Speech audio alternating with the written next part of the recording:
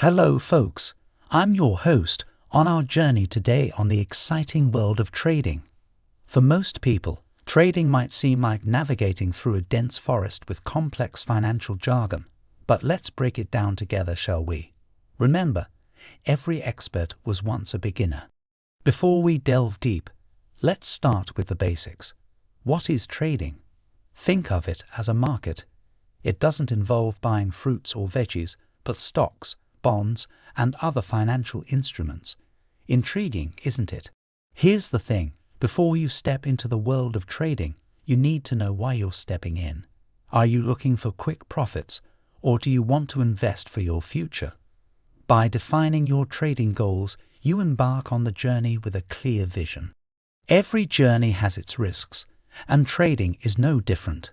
Fear not, our tutorial will guide you on how to brace for volatility, manage risks, and find your comfort zone in the thick of all the market ups and downs.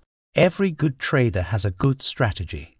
It's your master plan, your playbook, your weapon in the battleground of trading. Dive into the world of strategies with us and chart your path to victory.